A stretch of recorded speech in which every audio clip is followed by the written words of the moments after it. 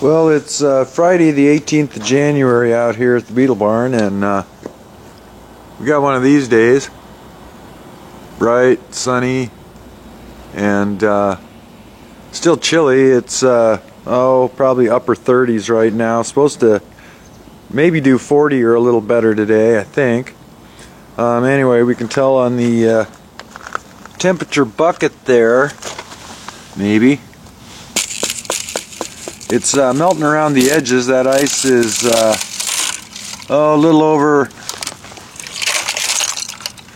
you can see it there, a little over an inch thick probably, and it's been cold out here for the past week. Anyway, I was going to do a little thing here on this Porsche project of Jason's, kind of a little update plan deal.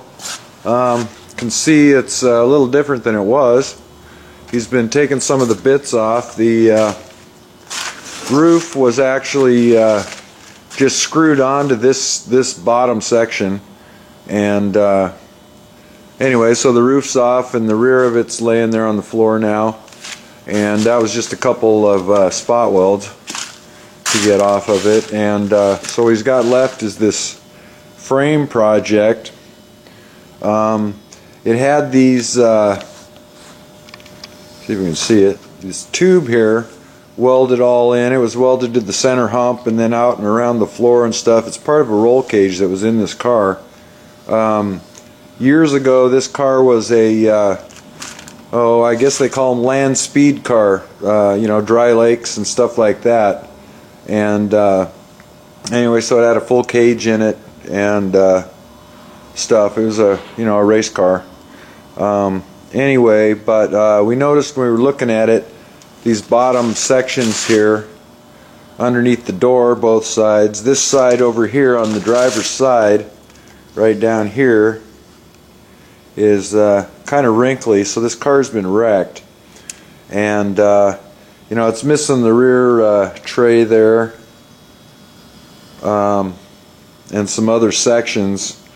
And plus it's been wrecked right here. So anyway, and a few other things with these lower sections, the main frame rails on the side. So anyway, what's been decided is, well, actually there's you can also see the tube there that runs across underneath and behind where the dash is pretty rusty and crusty, and the whole bottom of it's gone, and that's kind of it's part of the heater stuff, but it's also it's part of the structural integrity of the front of this car, and that's all wasted. So anyway, it's kind of been decided that what we're going to do is take the roof and the rear section and this panel here,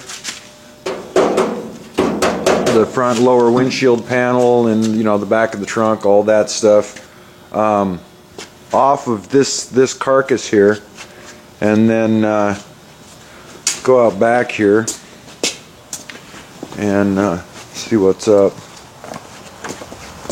Anyway, he brought this section here over on the back of his double cab, and what we found basically was that the lower sections there under the doors are in far better shape, both sides.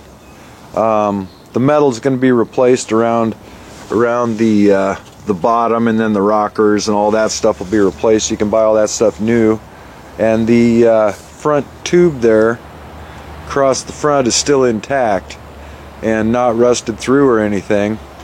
And also this door has the original door hinge points still on it on this thing in the right, it's the factory stuff, not aftermarket. So basically we're going to probably fix these rails down on the bottom here, and then hang the doors on it and kind of build the car around the doors after that. He has access to several of these old cars that are restored and pristine. One of his neighbors has a barn full, and so we can take measurements and this and that and the other thing. Also, this one here is still intact in the back. All the parcel tray and all that stuff is still good. So basically we'll put the center hump back in this guy and new floors in it and this and that. Also, the person who gave him this section is going to bring him most of the front of this that had been cut off of it, including I believe the front beam and all that stuff. The front beam in that other one has been hacked in the middle so it could be lowered, and it's just not great. So basically what we're going to do is rebuild this. I shouldn't say we, I'm sure I'll help, but anyway, this section here is going to be the basis for the car, and so we're going to take that other one apart with leave all the good stuff that we need off of it, and pile the rest of it up, and then we're going to carry this guy in, flip it upside down, and get those longitudinals down there below all fixed up, and get the floor in it, and then go about trying to piece it together, taking measurements and this and that. One thing about these cars that I noticed is a lot of these seams, looking at the two different ones, for instance, just right down here, if I can get it, where's the seam? Right up here. You can see where it's seamed together with all the spot welds, but the folds and things in this metal here actually are not identical, both sides on either of the cars, and that's because these cars were hand built basically. So a lot of this stuff was just put in there and pounded into shape and welded up, and that's kind of how they were built. So that's probably how we're going to put it back together. Put the metal in, pound it where it goes, and as long as our measurements are straight and everything lines up when it's done, it'll be a pretty sick ride. Never be a restored, so to speak, car. It's going to be definitely what Jason calls an outlaw, meaning it isn't going to be 100% factory correct, but it will be a nice old car to drive around.